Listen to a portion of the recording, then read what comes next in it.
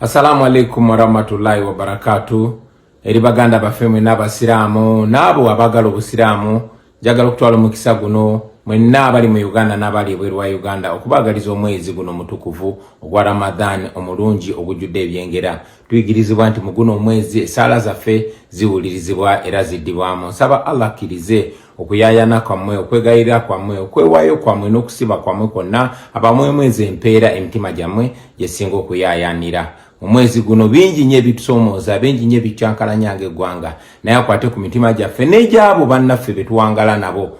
Buli omu asobole okuyisa munne mu ngeri eyo yennyini gy'ayagala okuyisibwa.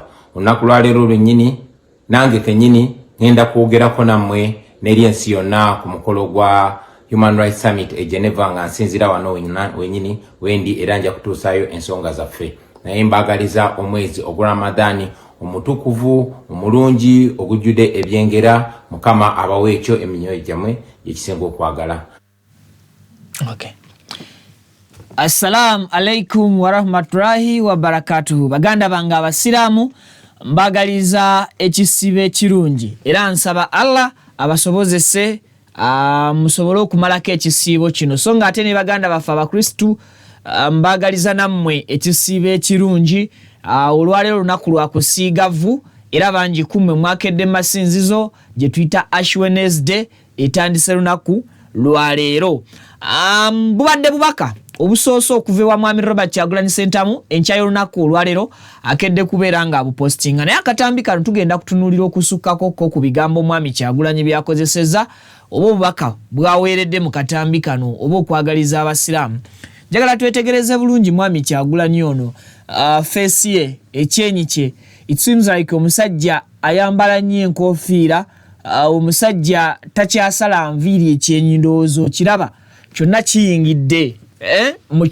Enviri ziyingiridde ddala mu kyenyi. Anyway, tugenda kubeera nga tubitunuulira mu bufo obufaanaganako bwe butyo. Kakati President Museveni naye si musanyufu n'emikutu gy'amawulire gy'ensi yonna oba egiri ku mutendera gw'ensi yonna, naddala omukutu gwa BBC n'omukutu ogumanyiddwa nga ogwa Al Jazeera. President Museveni yasinzidde lwa kitula n'agenda maaso n'okukkulumira abazungu bano n'emikutu gino era nga giri in touch oba in contact n'omukulu Mwami Robert Kyagulanyi Ssentamu Bobi Wine. Nsonga ki? Okusinzira ku Mwami Museveni obwennyamivu wayina eri emikutu gino ngenda kunokolerayoko n'obumu ku butambi bwa zaayogera emabega naddala ku nsonga z'abakulu bano ab'amawulire abali ku mutendera gw'ensi yonna, nga enfunda nnyingi azaba kubamu ebiraka, azaba kubamu ebituli. Ne bwe twali tugenda mu kalulu ka 2016 kagwono gwe kano ke twakajja tumalirize, era President Museveni alina ebigambo byayogera ku mikutu ye gy'alowooza nti ginfluencingibwa Mwami Kyagulanyi oba muyite Bobi Wine. So tugenda kuba tukubirayo tooki sides zeeyo. Kakati Archbishop omu alabise nga si musanyufu era ono kyakoze Mwami Museveni akimukoze misana ttuku ambye oluvannyuma lwa president okuvaayo n'ayogera ebigambo ku mugenzi Idi Amin Dada nti ye yali omukulembeze yatwekakaatikako era yatuuka kugenda nga bannansi tebamukkirizanga nti mukulembeze. Okusinziira ku Archbishop ebigambo byagenze maaso n'okuba nti ayogera mu kitambiro ky'abadde akulembedde birabika nga tebiresse kyekimu bawagizi ba Mwami Museveni era akatambi kano kali very much interesting singa onaaba okawuliddeko nga bwe tugenda okuba nga tubikuwa. Kakati abakulu mu magye balabika nga si basanyufu basatira General David Sejjusa agenze maaso n'okubeera nga ate akukkulumira embeera eziriwo mu by'ebyokwerinda naddala abagenda maaso n'ab'ebitongole by'enjawulo ebyokwerinda gye bagenda maaso n'okuba nga bakola ki bambala mu ngeri etafaanagana nga y'amagye oba mu ngeri etawukanako na ya butujju. Okusinziira ku General David agamba nti ensonga zino zirabika nga zigenda kuviiramu Uganda okukola ki okutuuka ewazibu era ng'ebimu ku ebyo ebimwennyamiza mwe muli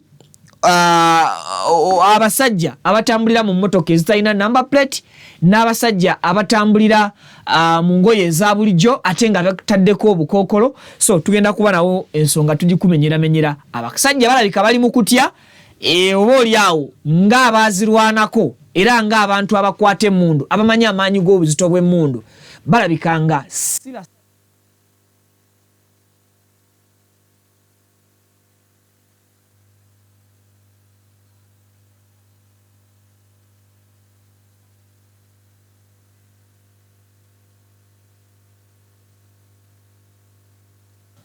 mugende maaso n'okubeera nga batajetingiddwa oba bamaze okuteekebwa mu kifo ekiraga nti bali mu target okusinziira ku council Sam Muyizi ono ng'ali misango gy'abanna NUP abawererako ddala alaze obwennyamivu n'engeri ngole ebyokwerinda oba gye babatunuulizza eriiso ery'enkaliriza saawa yonna baalibanga bagenda kugwa mu kabaate. Poliisi ekoze ebikwekweto okakana ng'ekutte omu ku musajja abadde atigomya ebidduka by'abantu ng'agenda abibbako number plates bw'abasaba ssente. Gye buvuddeko wano ku Mukutu Vic Exclusive twakolera akatambi tukulaga omuntu eyagenda ku poliisi okwekubira omulanga nga bamubyeko number plate y'emmotoka ze naye ate n'atafuna buyambi bwonna kuva ku poliisi gye yagenda okukola ki okutwala omusango. Now poliisi kyaddaaki ekutte omuvubuka oba omusajja myaka 33 era bw'atyo n'agitwala gy'abadde akweka number plates zino. Bingi betugenda okukuba torch n'okunnyonnyola ku nsonga z'obubbi bwa number plate obugenda maaso n'okuba nti buli lunaku olukya buli nyenkandago. So nga ate gavumenti yali ereese ekizibu yali ereese solution esobola okugonjoola ekizibu kino ng'eyita mu kintu ekiyitibwa digital number plates. Nzikiriza nkusabe video gyeka like ate then nange nzije tutusobola okubeera nga tuggusa ebigambo n'emboozi. Tovaawo nkomawo katono nnyo. Gange nze Kibira Hassan okuva mu Kibira Construction Company Limited. Tutunda amataka, tuzimba amayumba, tuddaabiriza amayumba, renovation tugikola, tusima amazzi. Aba Kibira Construction Company Limited tutunda amataka ag'ebyapa ag'endagaano ku makubo ag'enjawulo okugeza Hoima Road, Bombo Road, Masaka Road, Mitiyana Road. Ate tukiriza ne Kibanja Mpola osobola tukyalirako ku ofisi zaffe ezisangibwa Senge wa Kiso oba tukubire ku masimu gaffe 0755 36 37 82 ojje tugende maaso n'okwogereza ku business yonna gy'oba oleese mu ofisi yaffe nga bwenzogeddeko waggulu. Tujja kwataganira wamu kubanga betukola tubikola nga biri mu kubogolokofu. Buli kimu ekigwa mu construction company tukikola. Bw'oba olina ky'oyagala okwebuuza era tukyalireko ffe ba Kibira tukubire buli kimu tusobola okukimala. Ntuusa omukisa okubabuuzaako nti assalamu alaikum wa rahmatullahi wa barakatuh.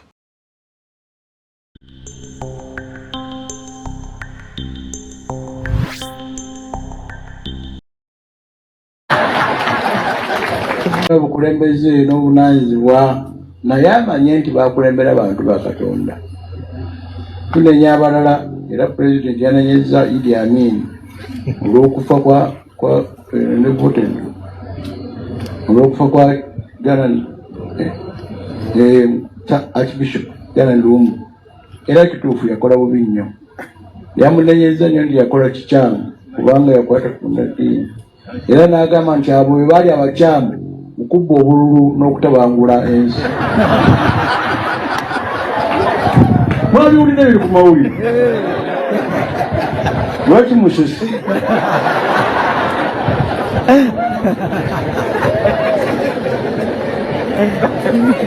N'asirika amanya kasita mutegedde.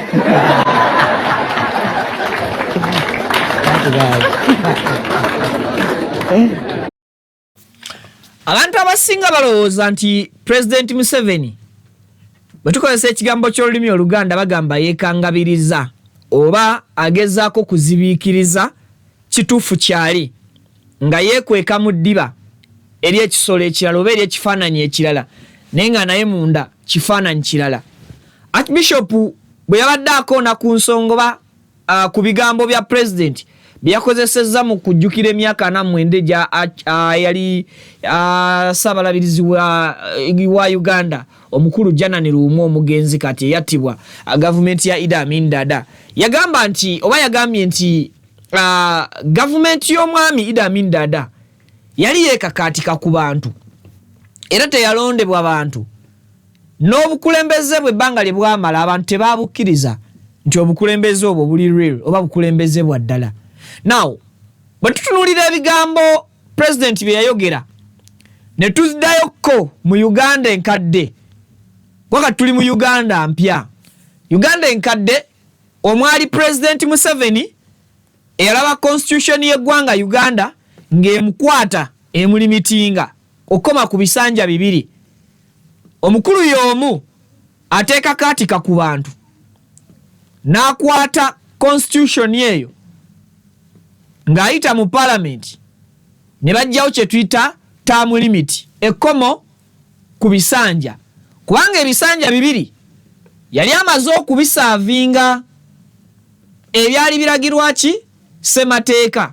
Kakati nga akawaayira kayinza okumukwata obutakomawo keeko akamukugira okumugamba nti tokomawo eno kubanga osaavinze emyaka gy'obadde oteekeddwa okukola ki okusaavinga.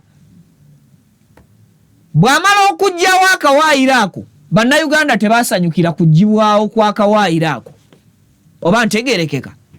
Kakati ekibuuzo nga tukomyeko awo aba yeekakaatika ku bantu ng'ayita mu mateeka oba aba teyeekakaatika ku bantu ng'akozesa amateeka. Abantu be baamusaba nti tukyayagala obuweereza bwo lindako okugenda naye sooka okwate mu ssemateeka akawaayiro akakugira tusooke tukakyuse tukajjewo. Singa President Museveni yali ya extendinga bwe extendinzi term limit n'agijja ku 2 term n'agiteeka ku 4 terms twaligambye nti owaaye yalina byali tannaba kumaliriza nga tebimusobozesa kukolwa oba teyasobola bikola mu myaka 10. Yensonga lwaki yasenvulamukko mu ssemateeka n'amuggyako term limit ow'emyaka 10 n'amuteeka mu myaka 2 naye teyakola yadde extension nti oba ayongezeeyo yajjirawo ddala n'awera nti waakufuga mpaka lwalifa waakufuga mpaka lwalikoowa. Kakati etteeka eryo erya term limit bwe yamala okulikwata n'alijjawo ekibuuzo yeekakaatika ku bannayuganda oba teyeekakaatika ku bannayuganda. Bannayuganda baali bakyetaaga services ze ne bamusupportinga okuggyawo akawaayiro akaali kamukugira okubatuusaako obuweereza oba yakikola lwa interests ze nga president n'agamba nti nkyayagala okubaako byentuukiriza newankubadde ssemateeka nkugira. Tukyatunuulira nsonga yakwekakaatika ku bannansi kubeesibako ebyabadde ebigambo bya president. Ekyokubiri, President Museveni bwe yalaba nga term limit agijjeewo ali mu buyinza asusse mu bisanja ebyali byalagirwa ssemateeka naye nga ssemateeka yasigalamu era akawaayiro akamukugira era akamukwata akawaayiro akagamba nti bw'onaasukkanga oba bw'enaawezanga emyaka 75 egy'obukulu tokkirizibwenga kwesimbawo yadde kukulembera ggwanga lino ku mutendera gw'obwa president. Akawaayiro ak'ebisanja ebibiri ako n'akatema kati ne tuyingira akawaayiro akataamu ak'emyaka ekkomo ku myaka kye tuyita age limit nti ene presidential candidate taasukkenga myaka 75. President we yali abulako omwaka gumu ku myaka 2 okuweza emyaka 75 naye ng'obuyinza n'entebe bikyamuwoomera yakuba ttooki mu parliament n'akuba ttooki mu constitution mu kawaayiro ako ndoza yali nyingo ya 12 bba gye baatuma togikwatako mu 2017 mwami Robert Kyagulanyi Center mu parliament alyoka akube n'ebikonde nga bagezaako kola resistance obutajja kawaayiro ako mu constitution ya ggwanga.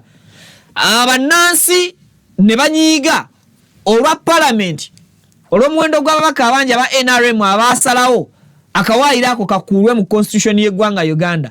Ekibuuzo kiri nti President Museveni yasigala yeekakaatika ku bantu oba yasigala ali mu buyinza ng'omuweereza w'abantu kubanga byabadde bigambo bye ng'abuuza era ng'agamba nti omukulembeze kikwekakaatisa ku bantu kiki? Omukulembeze abantu beba tebakulonze tebakwagadde baviire baveeko. Kakati ekibuuzo ani asigala yeekakaatika ku bantu? Eyajjawo term limiting ebisanja bibiri abisavinze biweddeko bannansi ne batasanyukira term limit kugijjawo. Ekyo kifuula omukulembeze ono okuba nti ayagalwa abantu oba yeekakaatise ku bantu. Ekyo kibuuzo obubuuzo sikoze conclusion. 2. Omuntu eyalabanga emyaka egyogerwako age limit mu constitution agiwezezza naye ng'akyayagala okubeera nga afuna ebibala by'entebe y'obwa president n'akozesa power ze ng'ayita mu parliament ne bajjawo term limit, age limit, n'asigala ng'ali mu ntebe, aba yeekakaatika ku bantu oba abantu be babeera bamwesibako agende mu maaso n'okuba nti abakulembera. Kakati bwe tumala okuba ttooki awo ne tugattako President Museveni ebyali ebigambo bye mu myaka gya 1980 bwe yagambiranga nti omukulembeze owa Africa oba ekizibu kya Africa kyabakulembeze abalwa ennyo mu buyinza ne batalowooza kwabulira n'abavubuka balala oba generations ndala kujja kusika kintu kitwala mu maaso. Ne tunuulira nti president ebigambo ebyo yabyogera nga tannaba kufuga ggwanga lya Uganda myaka ameka? Myaka 2. Nti bwekituuka olwaleero nga n'emyaka 2 yagikubisaamu 2 times nga Uganda yakagifuga emyaka 40. Ekibuuzo asigala mukulembeze yeekakaatise ku bantu oba omukulembeze akakibwa abantu okusigala nga akyabaweereza? Yensonga lwaki Archbishop bwe yakoonye ku kintu ekyo abakristu bawuniikiridde naye nga naye bwali nti munnaddiini ayina w'ayina okukoma mu bigambo bye bw'aba ayogera kyavudde yakirekawo n'agattako akakuunizo akagamba nti ategeera aba ategedde. Olw'ensonga ya audience reply gye yamuwadde baatemye Muteme Kakule nga nabo bakiraba nti ebigambo bya president byabadde tebiriimu nnyo nsa naddala nga byogerwa omuntu nga ye. Kiringanga, I'm just giving an example, kiringanga omuntu bw'anajja mu dduuka lyo n'akubba ate n'amala n'atuula ebbali ng'akubbidde enfunda eziwera ng'okimanyi mubbi nadda olunaku lumu n'atandika okunyumiikiriza naga naye n'abantu babi abantu babba bannaabwe oli najja mu dduuka n'akubba mbu mazima abantu abo babi naye nga gwe mutima gwo wafuna dde obujulizi obukakasa nti omuntu oyo bulijjo yakola ki? Yakunyagulula naye nga just tonnamukwata ready handed oba tonnayagala mwatulira nti gundi gwo nziba. Kakati kikuba ekiswalo mu maaso go omuntu oyo wajja physically n'akugamba oba n'akuwa ekibooziboozi ekiraganga abantu bwe basusse okubba amaduuka g'abannaabwe naye nga y'omu kwaba ababadde bakola ki? Abadde bakubba entakera. Kakati ne bano abakristu ababadde mu service eno olunaku olw'ejjo Archbishop yabalaze nti ebigambo bya president bye yagenda maaso n'okwogera oba oli awo mu Luganda olutuufu tukiyita kwekangabiriza yali oba oli awo tagwanidde kwogera bigambo bino. Bwengezaako okumenyeramenyera ebyo ebimu ku ebyo ebiyinza okutusigira ekifaananyi nti president atwekakaatikako nga bannayuganda oba bannayuganda tumukakaatikako entebe atukulembere nga bannayuganda. Kyemmanyi nange siba mukyamu okukozesa n'okwewola ekigambo kya Archbishop ekigamba nti ategeera aba ategedde. Awo tuba tubuuseewo nga tweyongeddeyo n'ensonga endala. Kakati Bobi Wine olunaku olwaleero ku makya akedde kupostinga ku mikutu gy'emigatta abantu oba emikwanira wala ng'ategeeza eggwanga nga bw'alyagaliza ekisibo ekirungi eri abo baganda baffe abasiraamu okwosaako ne baganda baffe ab'enzikiriza ey'ekikristo abatandise nabo ndowooza ekisibo kyabwe. Kakati Bobi Wine ono njagala tutunulira akatambi kano ku kifaananyi kye ebigambo bye biri byeyayogedde mu ntandikwa naye njagala tutunulira kifaananyi kye nsaba Pavin on screen on zoomingire face ya Mwami Kyagulanyi yonna ejjule ku screen. Mwami Kyagulanyi it seems like amaze ebbanga eriwerera ddala omwezi n'okusoba nga tasala nviiri nga n'ekirevu takifaako. Bw'otunuulira ekyenyi kya Mwami Kyagulanyi enviiri zikuze zitandise okukulukuta nga zidda wansi. I think kino si kye kyali badde ekiseera kyange ekituufu okutandika okudiscussinga face y'omuntu, but this is not Mwami Kyagulanyi I know. Omusajja abeera smart, omusajja ayagala okwerabirira n'okulabika obulungi ebbanga lyonna. I think embeera Mwami Kyagulanyi Ssentamu Robert gy'ayitamu mbeera nkakali. Wonna waali ayinza okuba nga emirembe tagirina. Yes, I repeat this. According to face expression, Mwami Robert Kyagulanyi Ssentamu embeera gy'alimu eyinza okuba nga teyeeyagaza. First of all, njagala Pavin oyongere okunzuumingira Mwami Kyagulanyi mu maaso ge. Bw'otunuulira amaaso ga Bobi Wine olabira ddala omuntu alina ebirowoozo era oyinza okulowooza nti abadde yakamala okuzuukuka okujja okukola akatambi kano. When you look mu kyenyi kya Mwami Kyagulanyi ebbali w'enviiri ze zisaze zitandise okuva ekyenyi gye baali bakisalira era ng'enviiri zino zitandise okuba nga zikulukuta nga ziyingira mu face.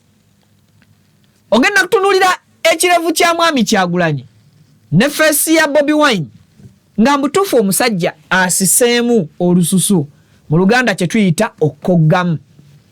Omanya ebiseera ebisinga omuntu singa aba akoze osobola omulabira mu biti bisatu.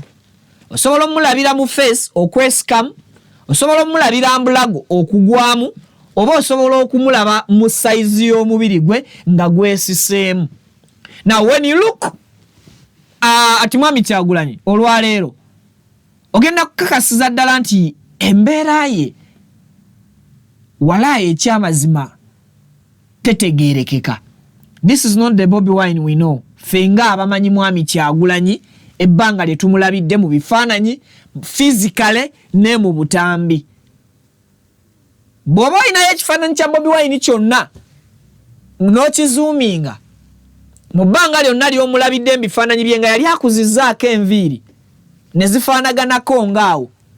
I just want you, Pavin, to give me at least one short video mu archive yaffe oba ekifaananyi kya Mwami Kyagulanyi kimu mu archive eky'enviiri, style z'enviiri zatera okusala. Abantu bano balabe bulungi, maybe ekifaananyi ekigazi kyengezaako okubasiigira. The man is not in a good state. Ekyo tusobola okukikkiriza. Kyonna ekimugoba tekyawukana era kyenkanankana n'abo abamugoba. Ntegeerekese. Kyonna ekistressinze Mwami Kyagulanyi era ekimuleese okubeera ng'ali mu mbeera eno, obuzito bwakyo ngenda kubugeraageranya ku buzito bwabo ekigoba abo abamugoba. Kubanga gwe bagoba akyagaanye okulabika. Yadde ne gwe bagoba gy'ali embeera erabika temutereeredde, si ye yeeyagaza. Ever since Mwami Kyagulanyi lwe ya disappearing okuva mu makaage lwe yeebulungulula n'akuba ab'ebyokwerinda ekimoni n'ava mu makaage ng'ennaku z'omwezi 16 nga tumaze okulonda, Mwami Kyagulanyi abadde tajjangako kikookolo mu bulago bwe oba ku mutwe gwe, mu butambi n'ebifaananyi byonna byafulumizza. Enviiri za Mwami Kyagulanyi bwe weetegereza ekyenyi kye olabira ddala omuntu ayambala nnyo enkoofiira. Omanye enkoofiira eringa ng'emeze ekiwalaata. Nja kusaba Pavin ozeeko kamera yange ku screen ndaga abantu obuzibu bw'enkoofiira omuntu singa aba ayambala nnyo enkoofiira consistently ekifaananyi kyasobola okufuna oba damages zasobola okufuna. Now omuntu singa aba ayambala nnyo enkoofiira ewantu wano naddala ng'abadde alina enviiri nnyingi watandika okukendeera enviiri. Bw'otunuulira Mwami Kyagulanyi mu kifaananyi kino ogenda kusanga nga wano ne wano enviiri ze zitandise okuba nga zeesikamu zidda mabega. Newankubadde ate ekyenyi kyo kikula nga kiri mu kuddawa kiri mu kudda maaso. Man sometimes bwe tutunuulira obutambi obumu tetukoma bukomi kuwuliriza amaloboozi. I know nawe bw'onaaba kino kiwadde focus yo ogenda ku realizinga buli kigambo kyenkugamba oba buli detail yonna gyegamba. Simanyi ba Pavini nfuniddeyo akamu katambi ka Mwami Kyagulanyi oba ekifaananyi kye. Yes, so ogenda kusinkananga embeera y'okwambala enkofiira. Mwami Kyagulanyi omwezi guno gwonna oguwedde alabika abadde ayambala nnyo oba abadde atambulira nnyo mu bulamu obwo oba okwambala enkofiira mu ngeri y'okwebikkirira. Kyova olaba ekyenyi kye kitandisa okusikamu side no kitandisa okusikamu side. Bwe tuddayo ne tutunuulira omubiri gwa Bobi Wine saizi ye ogenda kusinkananga alina embeera still gye ngenda okuyita enzibu gy'ayitamu. We all accept. Yes. Kakati oyo ye Mwami Kyagulanyi mu normal life ye nja kusaba omuntere ku screen tuzoominge olengere enviiri Mwami Kyagulanyi n'ekyenyi kyo kyetegereze bulungi, then tumale tukuddizeeko Mwami Kyagulanyi ow'akatambi akafulumya olunaku olwaleero olabe difference eri mu mbeera y'obulamu bwe wengenda okusinziira okusaba. Ndowooza olaba enviiri Mwami Kyagulanyi zaasala nti asala enviiri wansi nga ntooleko newankubadde naye waggulu ezisigalako zibeera ziri organized. Era bwe weetegereza ekyenyi kya Bobi Wine kiri flat, tekirina we kiyingidde munda ng'asaza akaviiri. Kati nsaba onzirizeeko ekifaananyi kya Bobi Wine ekiri mu katambi akapya olengere ekyenyi kye olengere n'enviiri ze. I think osobola okulabawo difference almost eri mu bitundu nga 75 ku buli 100. Ezo z'enviiri ze yasemba okusala bwe twali tufuluma campaign y'akalulu tumaze okukuba. So Mwami Kyagulanyi kyonna kyayitamu nga bannayuganda abawulira nti bamwagala ku mutima, abawulira nti beetaaga services ze, abamwenyumiririzaamu olw'akaseera kabadde omukulembeze owensa, omukulembeze omulungi eri abo babadde akulembera n'ababadde bamukkiririzaamu. Mwetaaga okumuteeka mu ssaala, essaala n'enzito. Eri abasiraamu baweereza obubaka obulungi obw'ekisiibo. Nja kusaba nese kusaba yenna musabire Bobi Wine. When you look at that picture era nsaba okizooming okitwongere ku screen, nkulaga engeri Mwami Kyagulanyi nti ebirevu bye biba bibadde nga bikuze, bibadde nga biyina level kwe bituuka nga tebisobola kuyingira mu face ye. Ekyenyi kyo ne bwe kibadde nga kikuze nnyo kibadde nga tekisobola kukkirira wansi. Ate edges ez'enviiri ze oba ez'ekyenyi kye zibadde nga teziyingira munda. That is the Bobi Wine we all know. Yes. Kakati ebyo byebimu ku bintu etusobola oba oliawo okusinziirako nga tetunnaba kuyingira mu bubaka bwe yabadde aweereza eri abo bagenda okuba nga batandika ekisibo kyabwe olunaku olwaleero. So kakati bwe tuvaawo ne tuyingira mu bigambo byabadde agenda maaso n'okuba nti ayogera, katuulirize ebigambo n'obwegendereza buli detail yonna gye yatadde mu katambi kano. Nsaba otuwe katambi ako nga bwe kabadde. Kabuze? Okay. Mutukuvu omulungi ogujjude. Assalamu alaikum warahmatullahi wabarakatuh. Eri baganda bafemwe n'abasiraamu n'abo abagala obusiraamu njagala okutwala omukisa guno mwenna abali mu Uganda n'abali ebweru wa Uganda okubagaliza omwezi guno mutukuvu ogwa Ramadan omulungi ogujjudde ebyengera. Tuyigirizibwa nti mu guno omwezi esaala zaffe ziwulirizibwa era ziddibwamu. Nsaba Allah akkirize okuyayana kwammwe, okwegayirira kwammwe, okwewaayo kwammwe n'okusiba kwammwe kwonna abamwemwezi empeera emitima gyammwe gyesinga okuyayanira. Mu mwezi guno bingi nnyo ebitusomooza, bingi nnyo ebityankalanya ng'eggwanga, naye akwate ku mitima gyaffe n'egy'abo bannaffe be tuwangala nabo. Buli omu asobole okuyisa munne mu ngeri eyo yennyini gy'ayagala okuyisibwa.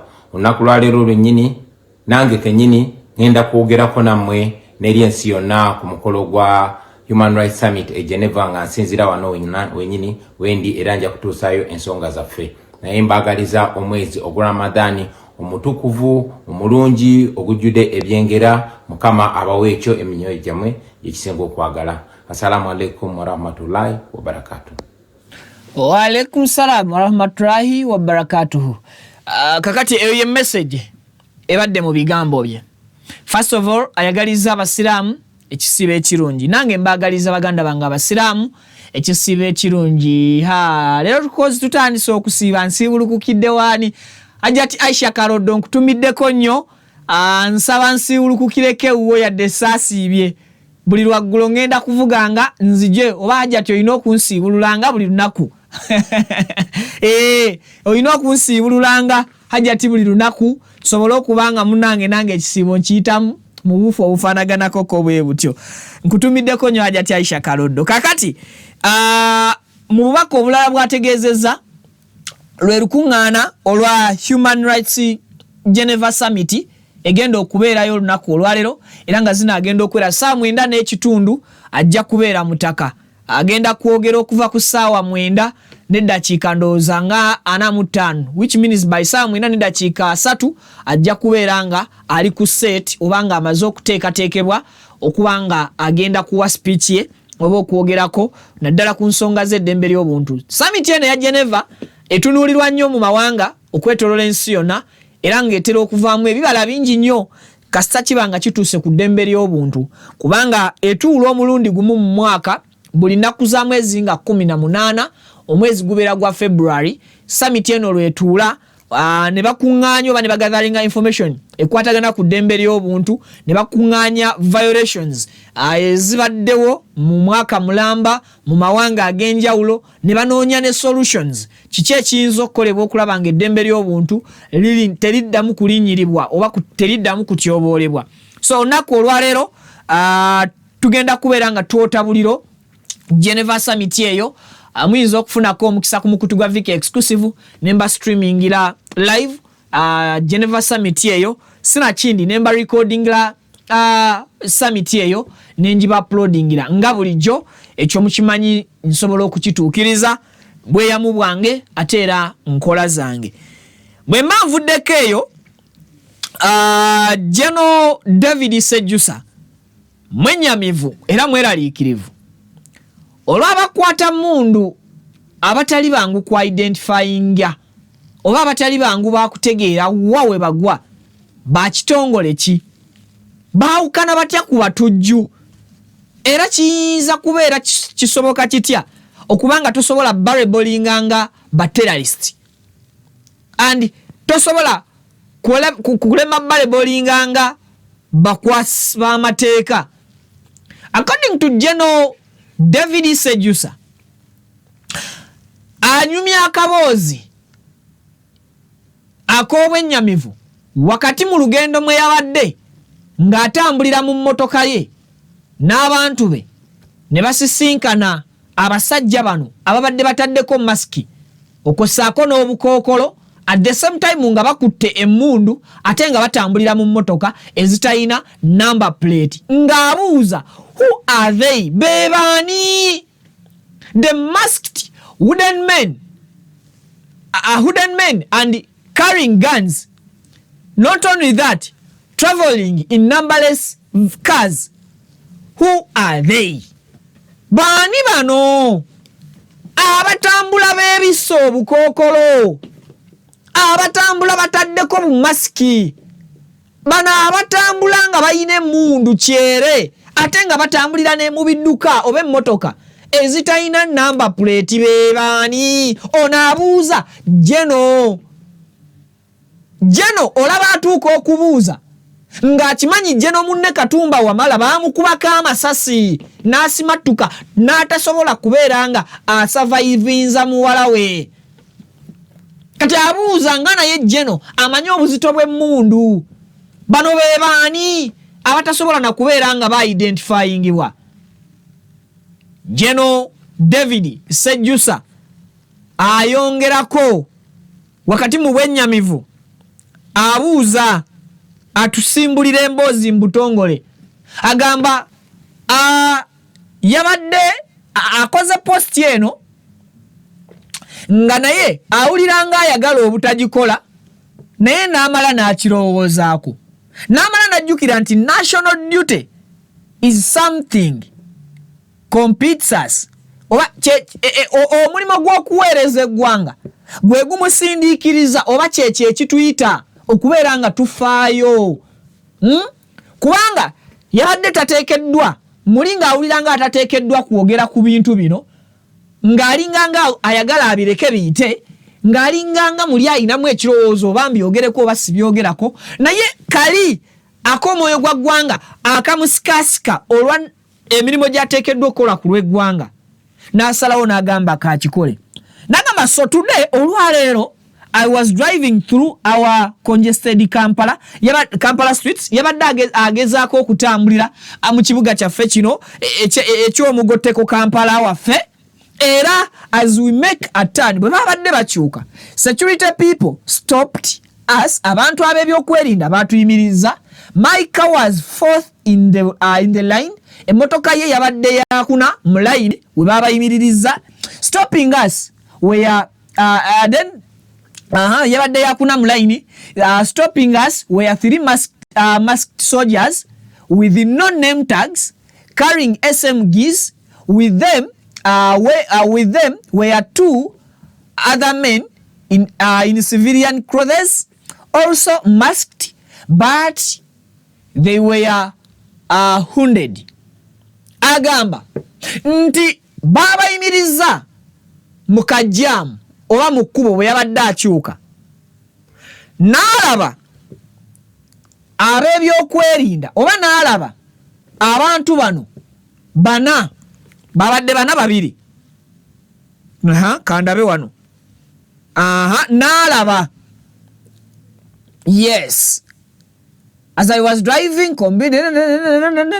n'alaba abasajja basatu nga bambadde mask bataddeko obukookolo naye nga tebalina mannya kwosobola ba-identifyingira ate nga bakutte n'emmundu with them with other 2 men n'abasajja abalala babiri ababadde mu ngoye eza bulijjo ez'abasivilian naye nga nabo beetaddeko obukookolo era nga bambadde masiki n'obukookolo agamba nti one was also armed with an SMG and the other was unarmed. Kubana abasajja ababiri ababadde mu ngoye eza bulijjo omu yabadde akutte emmundu ng'akaalakaala nayo omulala nga ye talina kisi with just a short stick just ng'oyo omulala akutte bukwasa akaggo akampi.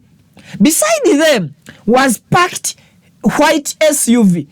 Emabega waabwe oba ebbali waabwe awo waabaddewo emmotoka enjeru kika kya SUVs ez'emmotoka ensitufu empanvu naye ng'emmotoka eno eri numberless terinaako number plate kw'osobola kugimanyira nti oba UAA, UBB oba UN ebirala ebigwa mu kkowe eryo. As we waited in the line nga bakyali awo mu line mu jjaamu balinze, I saw the 2 ununiformed men go in a rush and they entered the first car in the line ahead of us. Nti nga bakyali awo mu line yalabye abasajja abalala babiri nga tebali mu uniformu era ne bayingira wakati mu kupapirira ne beesogga emmotoka etabaddeko number plate ng'eri awo mu maaso gaabwe. It was a white Toyota something, yabadde emmotoka kika kya Toyota erinnya teyalitegedde bulungi cause Toyota is a company kati ekola brands nyingi. Era agamba also numberless emmotoka emwe bayingidde era yabadde teina number plate. Then the 2 cars sped off together. Emmotoka zino bbiri zavuddewo ku misinde egy'ekitalo zombi ne zitambula ne zigenda. I could not see the occupants of the Toyota because I was a bit far. Saasobodde kulaba babadde mu mmotoka eyo ya Toyota etabaddeko number plate kubanga nabadde ndi walako saabadde kumpi. We two started moving. Naffe ffennyini because teyabadde yekka ne banne batandise okubeera nga batambula oba nga bavuga. My old intelligence head got perplexed. Omutwe gwe ogulinamu obukesi buli obwabo obw'enkola enkadde bwamuzizaayo ne bubuuza who these people, bana abantu bebani, how do I know they are UPDF? Nategeera ntya nti bana abasirika bana abantu bendabye bakalakala ne mundu basirikale ba UPDF. Suppose the hooded one was the man who proclaimed emuyekera but a legitimate one. Ngera muri yebuuza watyanga bana abataddeko oba omusajja ono ataddeko akakookolo yona agamba bulijjo nti ndi muyekera naye omuyekera aliwo mu mateeka. And who is saying those words? Nkomyawo. Who is saying those words? Kubanga wabadde wakulu nnyo okujjukira efulu jeno atali retired jeno, the general in service, abuuza watyanga bana abasajja abatambula bataddeko akakookolo omu ku bo y'oli omuyekera atera okweyita omuyekera ali mu mateeka. Olowooza oyo omuyekera aba tagenda kukusalako jeno amukuba amasasi? Kale katugambe omuyekera atali mu mateeka, because we all know omuyekera ali mu mateeka is Mwami Robert Kyagulanyi Ssentamu nga bwe yavaayo ne yeerangirira. Kakati let's go into details. First of all, instincts za jeno n'obweraliikirivu bwa jeno, ekyo kyebadde awulira okusooka okweraliikirira nti oba nnyingire mu bintu bino mpandiikeko post oba siwandiika mbyogereko sibyogerako. Ezo instincts zina kye zibadde zipushinga jeno okubaako ne kyakola. Kubanga singa olwaleero omusajja akeera ku makya n'abajjayo emmotoka, katugeze singa bukeera ku makya Mwami Kyagulanyi n'akwata ezimu ku mmotoka ze n'azifuuwa langi y'emmotoka z'amagye nga bwe muziraba, navy blue, is it navy blue? Ame green, sorry, yes, n'azisiiga ame green ne bazipaintinga ame green, n'atakoma okwo n'ateekako n'ekali oluusi n'amayinja kuba baziteekako n'amayinja, n'afoojinga number plate ya H42 ey'amagye n'agiteekako n'atambula ku kkubo afoojinze. Amagye be gatafaayo kukola kunoonyereza kumanya jeno kyono atambulidde mu mmotoka eyo nga muyekera yatambulira mu mmotoka eyo, eggwanga liba safe. Bwe tubanga olwaleero tulina bannayuganda abatwalibwa ng'aba batutte bambadde bikookolo bakutte SMGs emmundu ezo ennene, tebalina nemutaaga, tebalina byambalo, bali mu ngoye za bulijjo, emmotoka mwe babatwalira teyina number plate kusobola gitracingira. Then ekibuuzo kiri nti tugenda kwawula tutya nti abatutte abantu baffe si bayeekera? Kubanga ne Mwami Museveni bwe yali ajja mu buyinza ebimu ku bikolwa ebyalabikanga mu biseera ebyo byali byefaananyiriza sinakindi bino okusinga n'ekubiri. Abantu bagibwanga mu mayumba mu maka gaabwe ku mirimu gyabwe ne batwalibwanga n'abo batutte tebabasobodde kuba identifyinga nti basirikale baani? Basirikale ba Obote. Kakati ekibuuzo kiri nti jeno bwe walabye gwenga jeno kiki kyogenda okuzzaako? Are you going to sit with your fellow generals to discuss about this matter and try to look for the way forward, how you can sweep away operations zonna ezikolebwa under this unlawful stages? Because kati bino biri mukolebwa bweru w'amateeka. Imagine a full general is wandering just focus in front of his car ng'abantu abaliwo tamanyi bavudde mu department ki, tamanyi oba kituufu babyakwerinda oba bayeekera, naye nga bali mu maaso ga jeno. Wati abantu abo bakutuusizzaako obulabe? Who knew that General Katumba Wamala would be attacked? But he was attacked for some reasons. it may be easy for you to get or to be attacked in that congested city. You were already stopped. Babadde bakuyimiriza. A full general. Yes, we all know that you don't have a right of way. Naye like any a law-abiding or citizen or officer, wabadde ogoberera amateeka gwe n'otarashinga.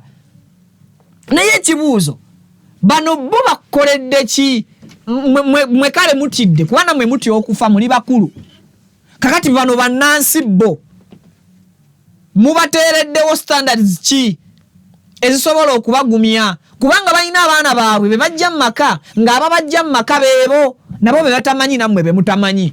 Now if a general cannot even notify or cannot even do what a full general cannot even come and mention which department these people mwe bava nga namunansi tasobola kumanya, then ani asobola okumanya bano bava mu department ki? Bwekaba nga amaka ga civilian Robert Kyagulanyi Ssentamu gali well guarded by the police officer or by many police officers nga babise faces zaabwe, even they fear to be seen. But yokubalaba mu maaso gaabwe, but they on their duties. Then Uganda tuli mu Uganda ki? I'm just asking, sina gwe numba. Mutya okubamanya faces zammwe, mutya okulaga department kimwe muva nga mwambala uniform za departments zammwe, mutya okumanya emmotoka ze mutambuliramu number plates zaazo, so that niwe mba mukutte omuntu mumu arrestinze asobola okumanya nti mmotoka eyatutte bawange, eyatutte muganda wange, eyatutte omwana wange yabadde namba bweti ne bweti. Then abe byokwerinda abalala basobola okugenda okunyambako okutracinga emmotoka eno ne bamanya ne baani ababadde mu mmotoka eyo. Baatuttewo omwana wange, baatuttewo muganda wange, baatuttewo omwami wange oba mukyala wange. So ndoza tuli mu Uganda ekulemberwa abakulembeze ab'enjawulo. I just nkirowoozaako obulowooza.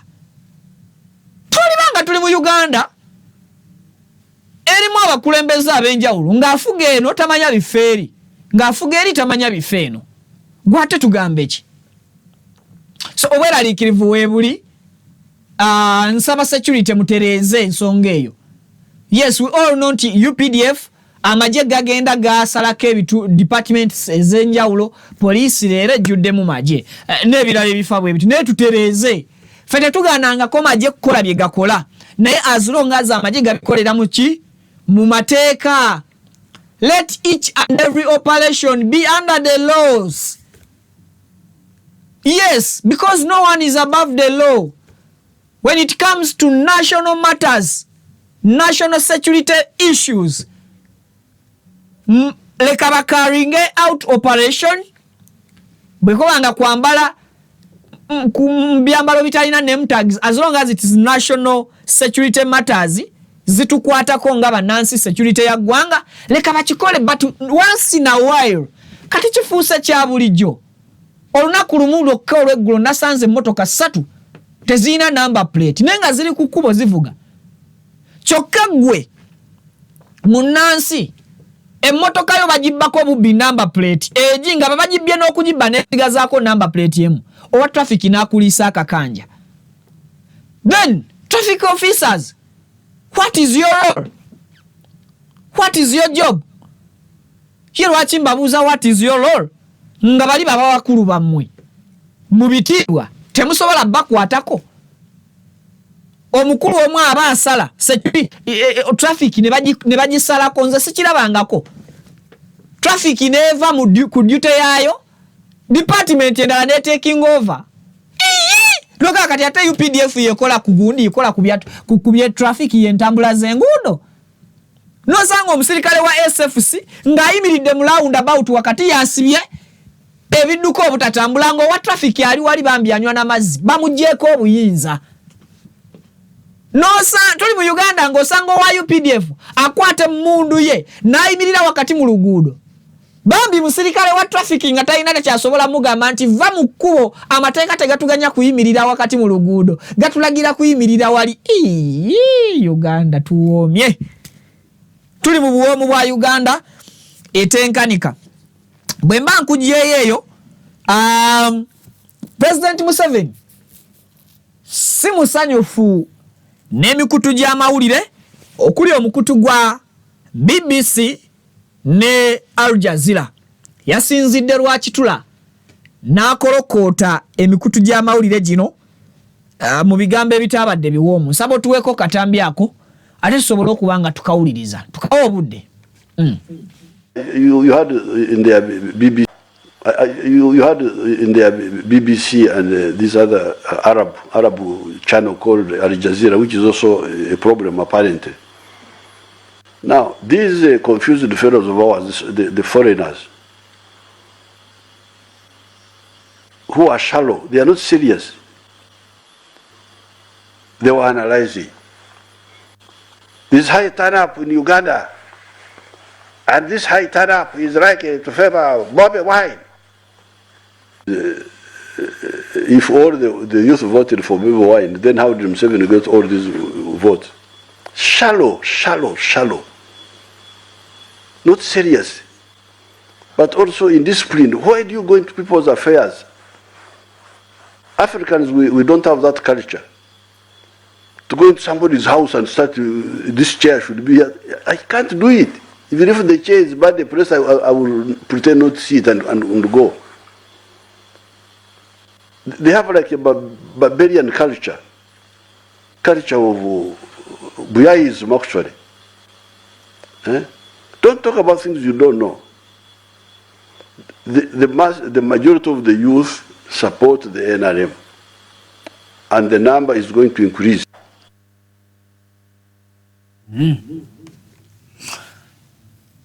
BBC, CNN, Al Jazeera, Sky News zifukidde President Museveni akayinja munga. I repeat it.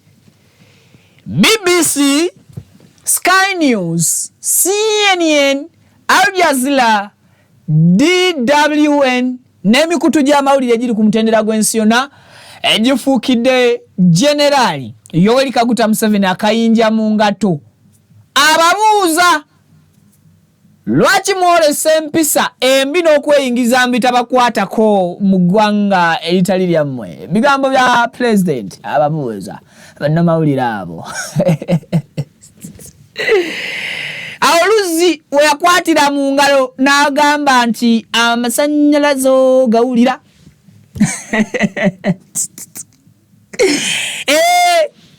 Omwana wagambira nti kasukali keeko Al Jazeera yongerem.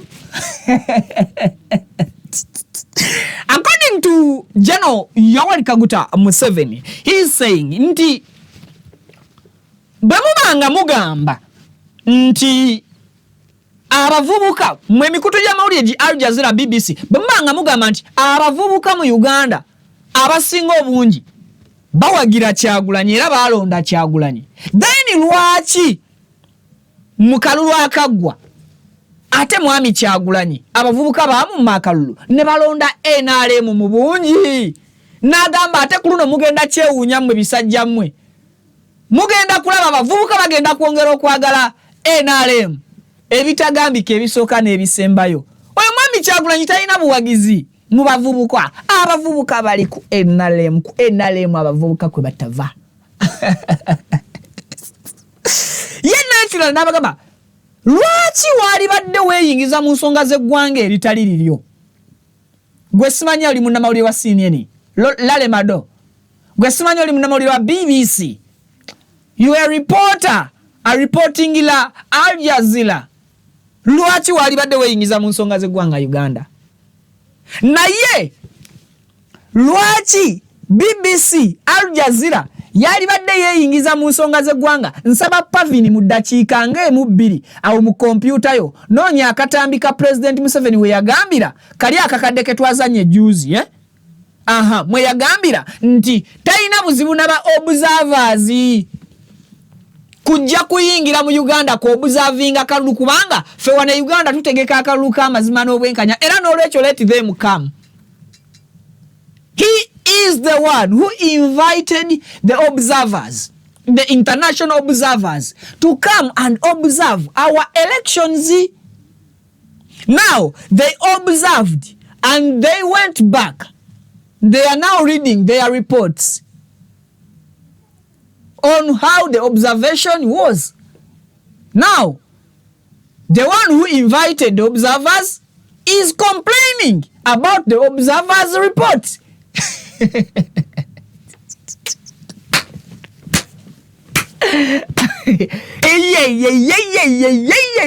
Mujja kubitegeera nkiddemu mu mwaka gwa 1900 gwali mwaka ki?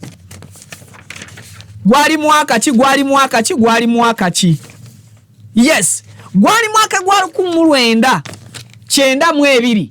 Ebyo ebigambo byolaba ku screen yo President Museveni ye yabyogera. President bwabanga ye yabyogera, lwaki producer gwe tobituwa biteekeyo tuwulire omudigido.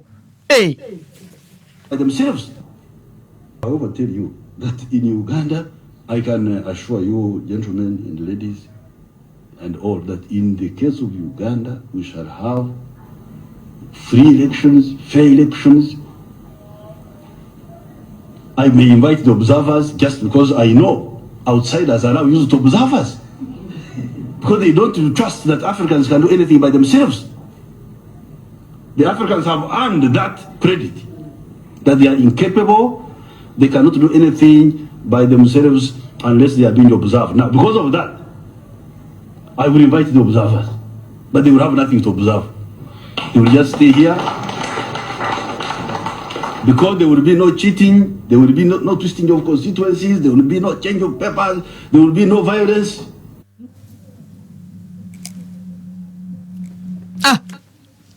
Ebyo bigambo President Museveni Yoweri Kaguta yabyogera mu mwaka gwa 1992.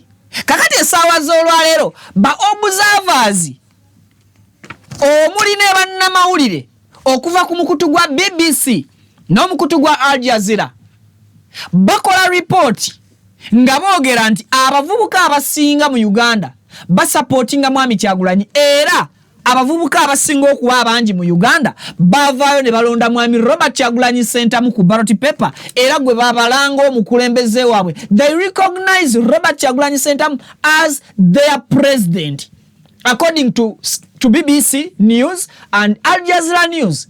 Now, His Excellency Yoweri Kaguta Museveni is condemning and blaming these broadcasters oba bano abaddukanya emikutu gy'amawulire gino egisindika ab'amawulire baabwe ne boogera ku ggwanga lye ye kyayita okweyingiza mu nsonga z'eggwanga nga tebakoze eki, nga tebafuddeeyo ku nsonga za ggwanga na nsi yaabwe. Kakati okumanya BBC, Al Jazeera, Sky News, CNN n'emikutu emirala international media gifuukidde President Museveni akayinja mu ngato. Bino ebigambo yabyogera recently, bino yabyogedde jjo, kati bino yabyogera recently, nteerako ku bigambo ebyo nabyo tubiwa amatu. And those foreigners are giving themselves a bad name to try and put pressure on us. That one will not work. When you hear people talking of aid or what that, I almost go to sleep. Aid, we don't need aid. Some of these meetings, I just sleep because they are talking nothing. Wasting our time. Kakati jina emikutu bagigenda negigenda maaso negipublishinga amawulire nti Uganda abavubuka abasinga bawagira Kyagulanyi, balonda Kyagulanyi gwe batwalanga president waabwe. Kakati abagabirizi b'obuyambi mu mawanga agalaba BBC, Al Jazeera, CNN, Sky, DWN n'emikutu emirala gyonna batandika okudda mu ndagaano ze bakola ne Uganda ne bagamba wait a bit, can we recognize Yoweri Kaguta Museveni Ssebabulwa as the president of Uganda? Chetuyita legitimacy basobola okukimuwa. If they cannot legitimize Yoweri Kaguta Museveni as the president of the Republic of Uganda, what they do, I mean, what do they do? Bakola chi bazako chi? They cut off AIDS, basalako buyambi. If these foreign people cannot legitimize you as the president, they cut off AIDS. Kati bamala okusalako obuyambi oba obugabirizi, otandika okukukuluma ng'obuuza lwaki munsalako obuwagizi oba obugabirizi obuyambi. President wasinzidde oba we yasinzidde ennaku eziseeko emabega mu katambi akavuddeko n'agamba nti abazungu bano batuteeka ku bunkenke pressure. Why you put us on pressure? Lwaki mututeeka ku pressure ku bunkenke? Ebyo bye bigambo bya president. Lwaki mututeeka ku bunkenke? Mwe abazungu mututiisa n'okutujjako buyambi akina AIDS. Uganda tetwetaaga buyambi, but remember Honorable Ssemujju yakajja kugambe nti 85% ku budget ya health oba ku budget ku byenki ku byobujjanjabi bwa Uganda yonna eyimirirawo ku bugabirizi oba ku buyambi. AIDS 85% ku budget ya health mu Uganda, according to Honorable Ssemujju agamba research gwe yakola sente ezifujirira ebyobulamu bye Uganda ziva bweru w'eggwanga. Now the president is saying we don't need AIDS. You cannot intimidate us just because you give us AIDS. Tosobola kututiisa lwa nsonga mbu otuwa obugabirizi oba obuyambi. Obuyambi bwolowooza bwotuwa tetusobola kukkiriza kutulangirirako oba kujja mmwe ku involvinga na kweyingiza mu nsonga za ggwanga lyaffe. Kakati nkulukidde nenkugira ddala mu 1992 nenkuleeta jjo ebigambo byayogedde nenkuzaayo ne wiiki ng'etandika ebigambo byayogera. Era ng'ovaawo togoberera mukutu Viki exclusive oli mulwadde oba video toyagala bwagazi jiwaka like na jipushinga jongerayo. BBS oba BBC jine mikutu ja mawulire minene bwe jikuba amawulire ku Uganda nga jipainting ekifaananyi nti Mwami Kyagulanyi ye president yalondebwa abavubuka. President Museveni n'avaayo n'alaga nti emikutu gino mikyamu, abavubuka abasinga ba NRM bawagira NRM bagala NRM era balonda NRM y'ensonga lwaki yawangulira waggulu mu bifo ebiwererako ki mu bifo ebiwererako ddala. Kitegeeza nti president asinkanya akaseera akazibu ak'okubeera legitimized by the foreign. Kati ba foreigners bwe babanga tebannaba ku legitimizinga president buwanguzi bwe nga emikutu gy'amawulire giri gikyagenda mu maaso n'okkuba amawulire agagamba nti Mwami Kyagulanyi abavubuka bali ku ludda lwe. Kitegeeza nti aba akyalina okubeera ku pending n'obuyambi obukola ki n'obuyambi obuyina okuyingira mu Uganda, which means nti President Museveni aba alina okugenda mu maaso n'okubanga yeeguya n'okwennyonnyolako ennyo mu ebyo ebitongole n'abantu abagenda mu maaso n'okubanga bulijjo bamuwa obugabirizi, kubanga emikutu giri egy'amawulire teginnaba kulekera genda mu maaso nakubanga gikuba amawulire kuki ku nsonga z'eggwanga ye zaakaayanira zayagala baveemu. Naye nga 92 ye yabayita. Nga lwaki abayita? Ayagala kuprovinga gavumenti ye nti ekola ebintu mu ngeri y'amazima n'obwenkanya okwawukanako ne gavumenti gye yalwanyisa eya Milton Kawenkene Obote. Kati ensonga bwe zibanga ziri bwe zityo nga tukitegedde nti amawulire gano bulijjo gayina impact gye gakola kwabo abalowooza nti baagala enkyukakyuka bagiyaayaanira. Era nga y'ensonga lwaki opposition efuba nnyo okutaaginga emikutu gino egy'amawulire ku buli nsonga yonna gye balaba etatambudde bulungi eyali badde bayambako mu lugendo lwabwe olw'okutuusa ekiruubirirwa ky'okukwata obuyinza. Kitegeeza nti president tawa musanyufu na opposition ekuba enduulu ng'egikubira bano baani ba foreigners ate ne ba foreigners babanga basobola okuvaayo nga EU Parliament netuula nennyonnyola ku nsonga z'eggwanga Uganda. President n'abantu be ne bavaayo ne bakitunuuliranga aba EU Parliament abeeyingiza mu nsonga za Uganda. Awo tewaba bwekyusizo na bwogerero. Bwe mankujjeeyo police ekoze ekikwekweto mwekwatidde omuvubuka omusajja nga ono agambibwa okuba nti abadde atigomya abantu abalina ebidduka mu Kampala n'emiriraano ng'agenda ababbako number plates z'emmotoka zaabwe. Okusinziira ku mawulire ebiriwo kakati poliisi e Nateete ekutte omusajja Ssemuju Stephen ku bigambibwa nti y'omu ku babadde beefunyiridde okutigomya ab'ebidduka nga ajja number plate zaabyo ku mmotoka n'abakanda ssente oba n'abasaba ssente.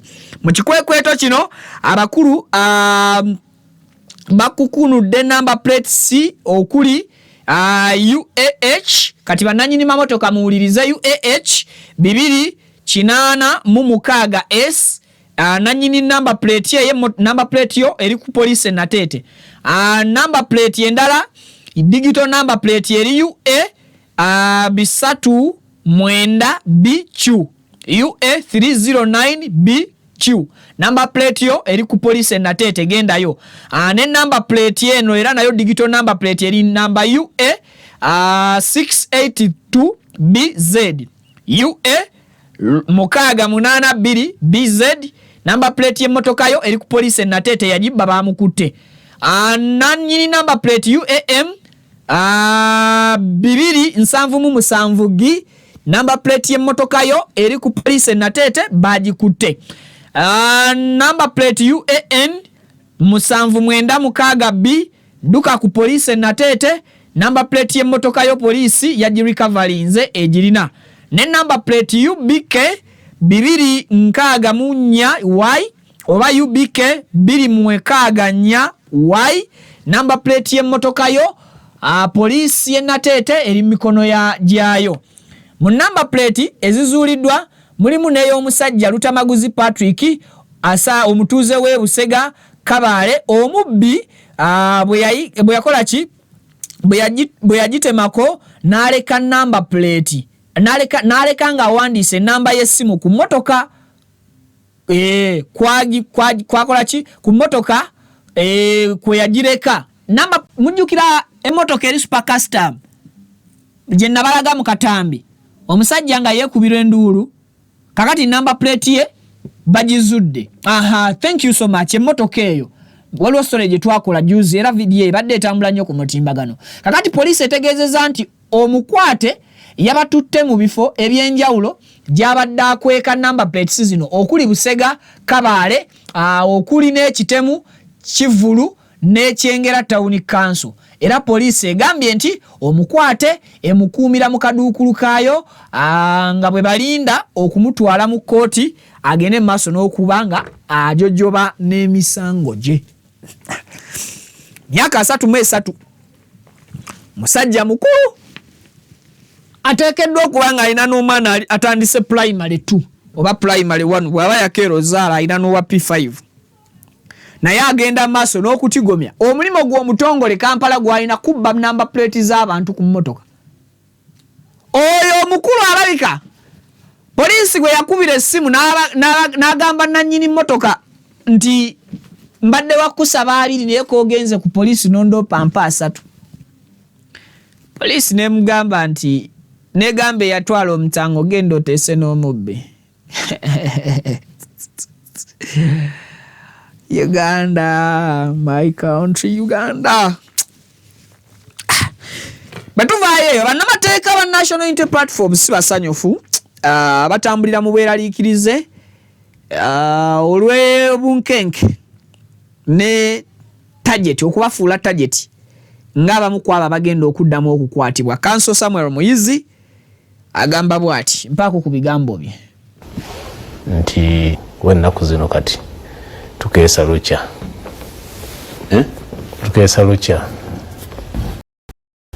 kubanga kati mu kusooka twalowoozanga nti abantu baffe tuwolereza bebalinako obuzibu ne kati bw'olaba nga naffe n'amateeka baabwe twafunye obuzibu nga tuli under attack oba tumanyi kiddako. Tulina information nti bapulida naddala ba National Unity Platform a real target era temwewuunya bwe muba mulina bye mulabye ku bantu abamu ku ffe maaso awo. We are a real target. Tulina information bwe kibanga ababadde bataasa abakwatibwa n'abawambibwa ng'ate be bayiggibwa bebakwata mweraliikirire.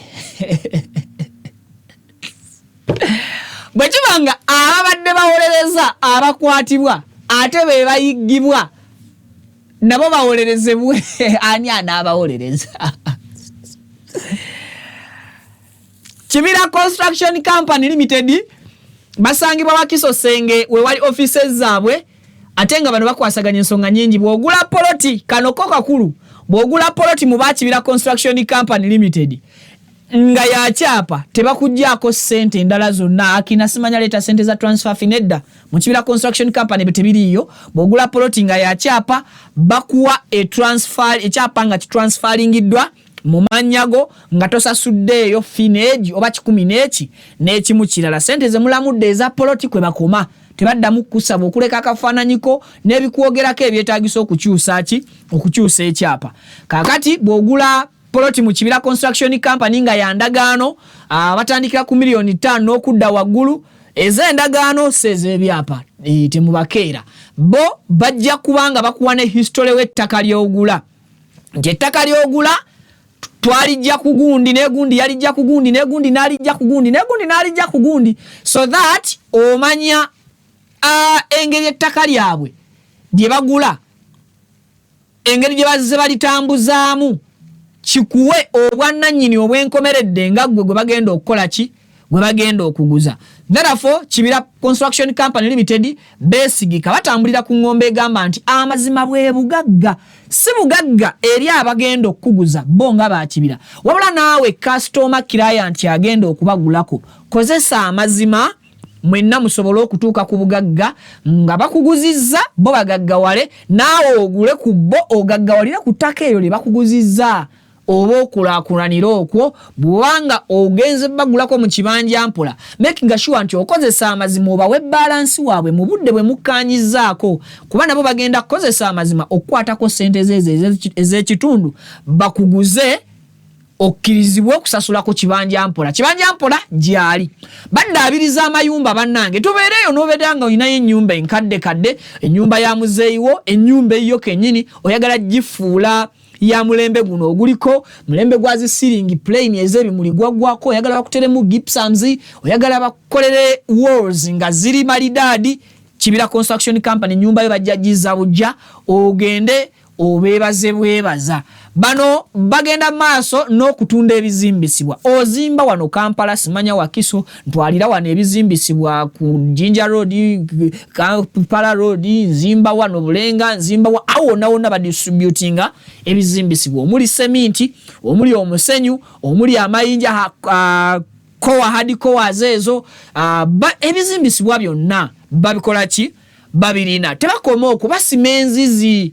Oyagala kusimira oluzzi, Kibira Construction Company bajja kusimira oluzzi bakutere pump ey'omulembe ate nga amazzi ge bakuwa gakusobozesa okutwala wiiki 2 amasannyalaze ne begaba gakoze eki ne begaba gagenze. Ekyo tekikunyumira okubeera ewaka nga amazzi gokozesa siga kusasulira bills tegaliiko mbu gagenze oba kitokubagana na baana waka mbumukozesa amazzi simanya muono n'amazzi wesimira amazzi ewuwo ku sente ensaamusaamu ate nga bakozesa material omulungi mu buli kimu kye bakola. Kiye lwaki mbanyonyola ng'ennamba z'essimu kweziri okwo mubakubireko mugende ne ku offices zaabwe ate ne bw'oba oli bweru wa ggwanga bano beesigika era osobola okuyita ku WhatsApp number n'oyogerezeganya nabo ne bakutuusaako services ezo buki bulungi bakola ebintu bingi ate ne bw'oba toyagala kubagulako oba kubawagira osobola okwebuuza ba consultants osobola beebuuzaako mu nsonga ez'enjawulo ezikwatagana n'ebyettaka ne construction.